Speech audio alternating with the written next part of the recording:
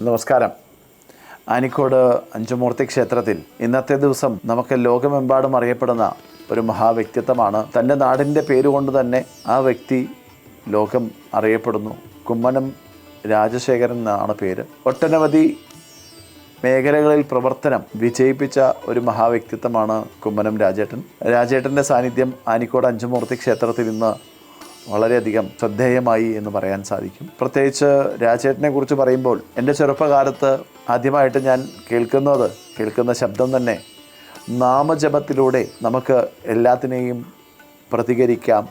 പ്രതിഷേധിക്കാം എന്നുള്ള വാക്കുകളിലൂടെയാണ്. കേരളത്തിൻ്റെ തന്നെ സംസ്ഥാന തലത്തിൽ ഹിന്ദു ഐക്യവേദിയുടെ സംസ്ഥാന അധ്യക്ഷനായിട്ട് പ്രവർത്തിക്കുന്ന സമയത്ത് കുമ്മനം രാജേട്ടൻ യാത്ര നയിച്ചപ്പോൾ പാലക്കാട് ശകുന്തള ജംഗ്ഷനിൽ വെച്ച് അത് തടയുകയും അനുനിമിഷം കൊണ്ട് ഒട്ടനവധി ജനസമൂഹം ഹൈന്ദവ വിശ്വാസികൾ ഒരുമിച്ച് കൂടുകയും ആ രഥയാത്ര തുടർന്നു പോകുവാൻ അദ്ദേഹത്തിൻ്റെ അന്നത്തെ ആ ആഹ്വാനം നാമജപം തന്നെയായിരുന്നു.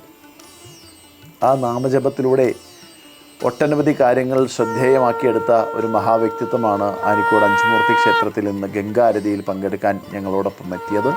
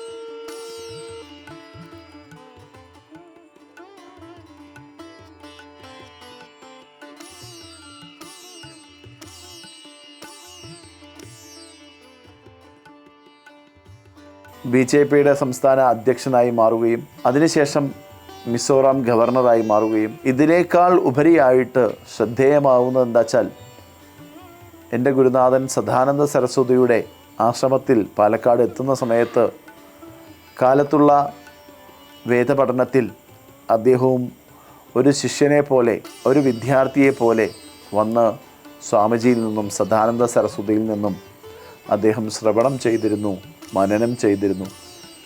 അതുമാത്രമല്ല, കേരളത്തിലും മറ്റു സംസ്ഥാനങ്ങളിലുമുള്ള എല്ലാ ആശ്രമങ്ങളുടെയും മഠാധിപതികളായിട്ടും ജ്ഞാനപണ്ഡിതന്മാരുമായിട്ടും എല്ലാവരുമായിട്ടും ആചാര്യമര്യാദയോടുകൂടി പരിപാലിക്കുന്ന ഒരു ശ്രേഷ്ഠനാണ് കുമ്മനം രാജേട്ടൻ.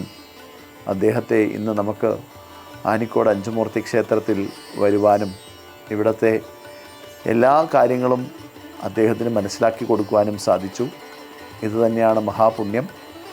അതേപോലെ തന്നെ മിസോറാം ഗവർണറായിരിക്കുന്ന സമയത്ത് സാന്ദീപനി സാധനാലയത്തിലെ വിദ്യാർത്ഥികൾ കല്ലേക്കാട് മാതൃജ്യോതിയിൽ വന്നപ്പോൾ പൂർണ്ണകുംഭം നൽകി സ്വീകരിക്കാനും സാധിച്ചു.